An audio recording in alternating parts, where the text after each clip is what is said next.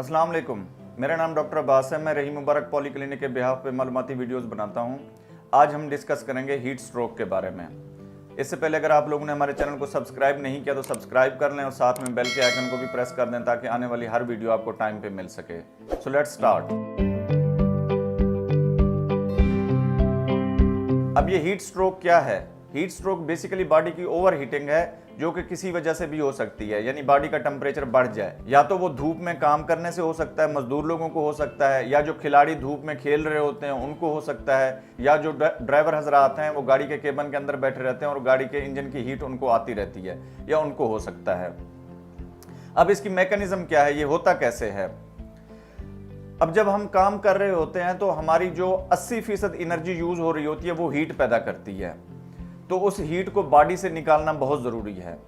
अब वो heat body कैसे निकालती है अपने अंदर से? वो पसीने की सूरत में निकालती है। इसको आप इस तरह महसूस कर सकते हैं कि जब आप सर्दियों में वर्जिश करते हैं तो क्या होता है कि वहाँ पे भी एनर्जी यूज़ हो रही होती है, हीट प्रोड्यूस हो रही होती है, तो आपको थोड़ा बहुत पसीना आता है उससे।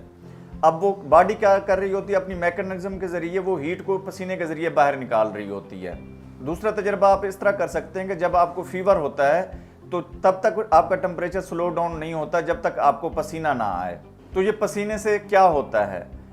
अल्लाह ताला ने बॉडी के अंदर एक सिस्टम रखा हुआ है जिससे वो अपनी हीट को बाहर निकालती है, जिसको हम अमल तबखीर या एवापोरेशन कहते हैं। जब पसीना बाहर आता है तो उसके साथ हीट भी जिस्म से बाहर आना शुरू हो जाती है।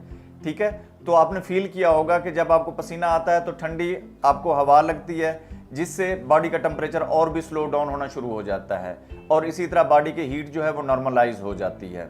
अब ये बॉडी नॉर्मली तो फंक्शन अपने परफॉर्म कर रही है। अब ये हीट स्ट्रोक क्यों होता है? बॉडी तो अपना प्रॉपर फंक्शन कर रही है, यानी कि पसीना भी बना रही है और हीट भी बैलेंस कर रही है। तो हीट स्ट्रोक किन लोगों को होता है? हीट स्ट्रोक उन लोगों को होता है जिनके अंदर पानी की कंसंट्रेशन बॉडी के अंदर कम होती है, यानी कि पानी की मिकदार बॉडी के अंदर कम होती है, या वो मुसलसल काम कर रहे होते हैं, बॉडी एग्जॉस्ट हो जाती है, तो उनको होता है।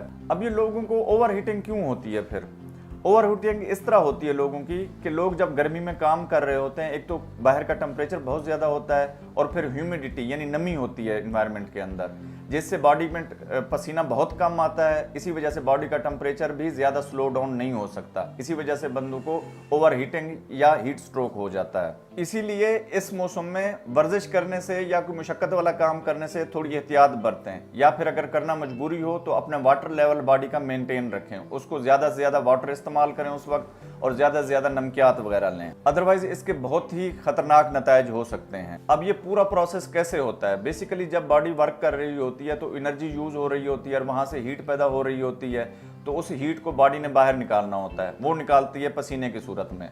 अब जब पसीना होता है वो कहाँ से आता है? पानी वो बॉडी के अंदर से आता है, जो बॉडी के अंदर स्टोर्स जमा होते हुए उससे आता है, या फिर सेल के अंदर जो पानी होता है वो बाहर आना शुरू हो जाता है। जब सेल वाला पानी बाहर आता है तो उसके अंदर जो एक मीडियम मेंटेन किया होता है बॉडी ने, वो उसमें डिस्टर्बेंस आना शुरू हो जाती है।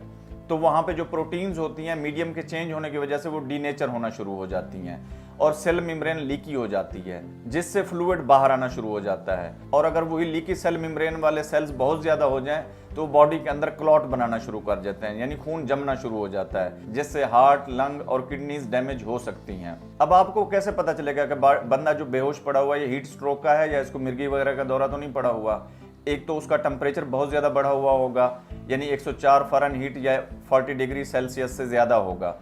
दूसरा, या तो फिर वो कंफ्यूज होगा, यानी कि पहचान नहीं रहा होगा जगह कि मैं कहाँ हूँ, या मेरे ये साथी ये कौन है, साथी वर्कर जो हैं मेरे, या फिर वो बेहोश पड़ा होगा। तो ऐसी सूरत में अगर पेशेंट कोई आपको नज़र आता है तो सबसे पहले आपने क्या करना है? सबसे पहले अगर ठंडा पानी हो जाए तो वेल एंड गुड, या फिर कोई भी पानी आपके पास अवेलेबल हो वो उसके ऊपर पूरी बॉडी के ऊपर डाल देना है और उसको फिर पंखा झलना है आपने और ठंडी जगह पे शिफ्ट कर देना है उसको। और इसी दौरान 112 पे आपने कॉल करनी है, क्योंकि इसका जो पेशेंट होता है वो ज़्यादा देर सर्वाइव नहीं कर सकता। बॉडी की एक लिमिट है, ऐसे टेम्परेचर को वो मैक्सिमम हाफ आवर तक बर्दाश्त कर सकती है, उसके बाद वही सेल डीनेचुरेशन वाला प्रोसेस स्टार्ट हो जाता है। तो इसीलिए उसको जल्दी से जल्दी हॉस्पिटल पहुंचाना चाहिए, जहां पे उसकी वाटर रिप्लेसमेंट थेरापी होगी, या उसको ठंडी जगह पे रखा जाएगा जिससे उसके बॉडी का टेम्परेचर नॉर्मल होना शुरू हो जाएगा और पेशेंट को बचाया जा सकता है।